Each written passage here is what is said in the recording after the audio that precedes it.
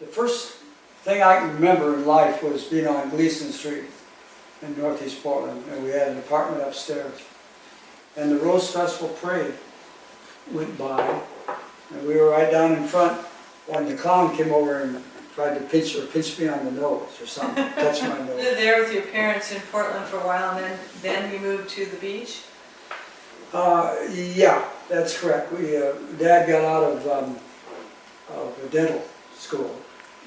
So in those days, this is my opinion only, but if you became a doctor or a dentist, you went out and brushed to see if you could do it, you know, to get your medical degree. And so he went to Bandon and practiced in the back of the Rexall drugstore.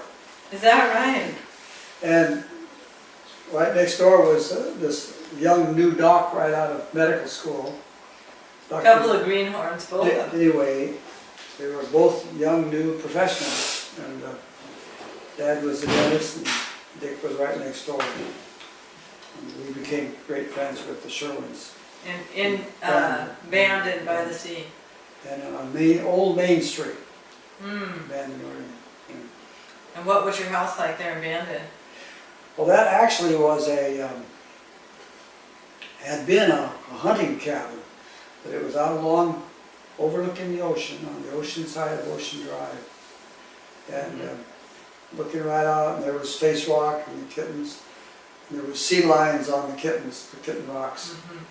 And if you had binoculars, which we did, you could watch the sea lions. Wow, Yeah. fun. And that was the place that Kitty saved my life, first of all. The first time she saved my life when I almost drowned on the other side of Face Rock. Yeah, well, that was... That was way time later, long time. Because You'll have to cut that. me up.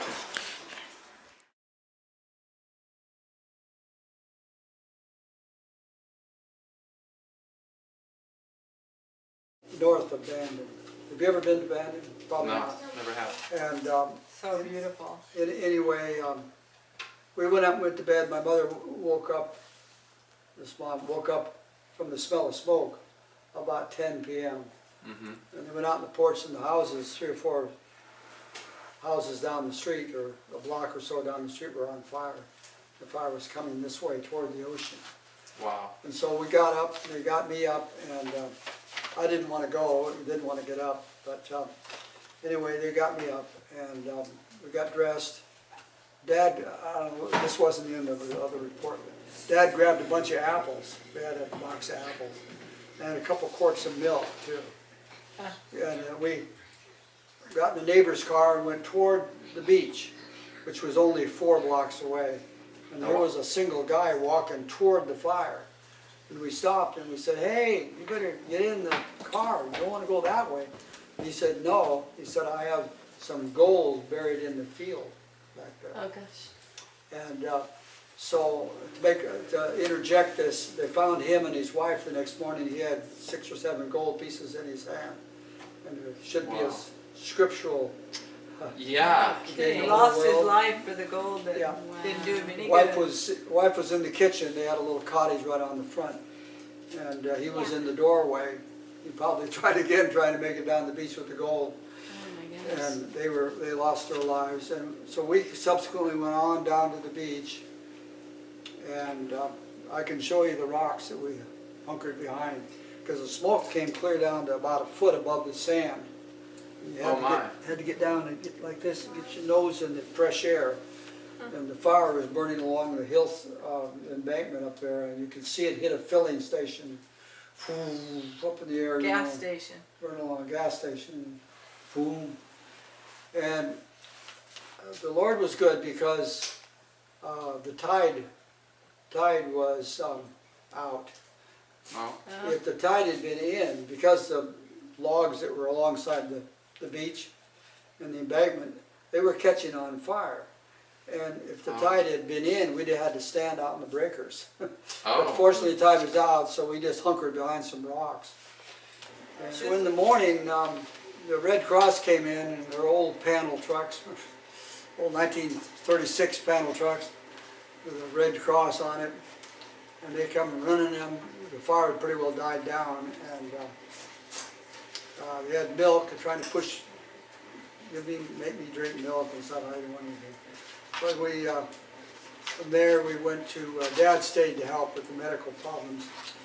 And my mom and I went to Coquille, which is the next town north, and checked into a hotel. And then the next day, we got on this Greyhound bus and went to Eugene, where we lived with my grandmother and my mom's mother. Oh, check.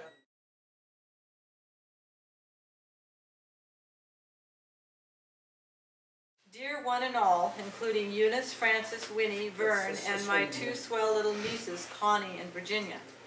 Received your letters this morning, and it is certainly satisfying and makes me very happy to know I have so many dear ones who love me and are so vitally interested in my welfare. A fact which I already know because it has been demonstrated so many times, but nevertheless, your encouraging letters are another reminder. And let me say that while we haven't a material article left in all the world, other than the clothes on our backs, I feel that I still have the best that life offers, which is the love of the ones I love, plus the courage to start anew.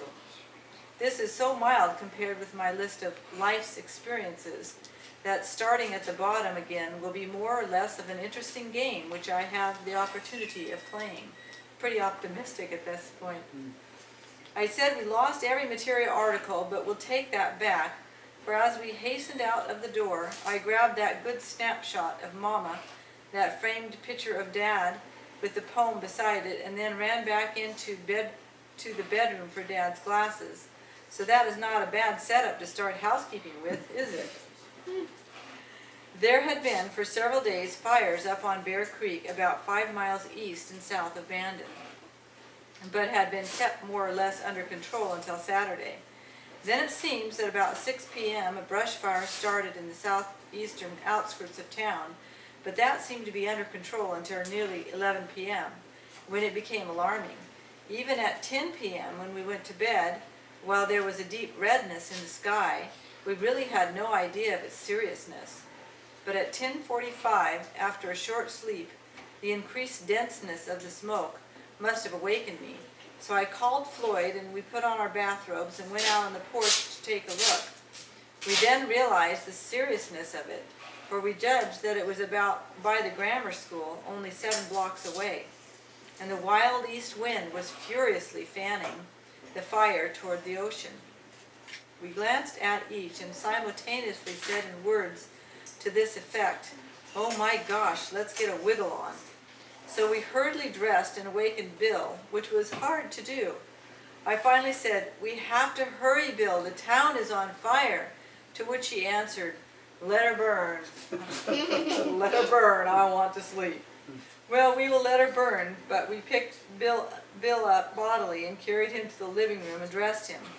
By then he was pretty much aroused, and as I said before, I grabbed those 2 pictures and Dad's spectacles and we hurried out, planning on running to the beach. But our next door neighbor, who had the Chevrolet agency in Bandon, saw us leaving and said, "You'd better get in with us." Needless to say, we were very glad to accept. The husband and wife each had a car and had packed the back seat of both cars clear to the hood. So Bill and I got in with her, and Floyd and Tacky rode with him. Tacky was the dog. The dog. Then Dad, his dad, my grandpa.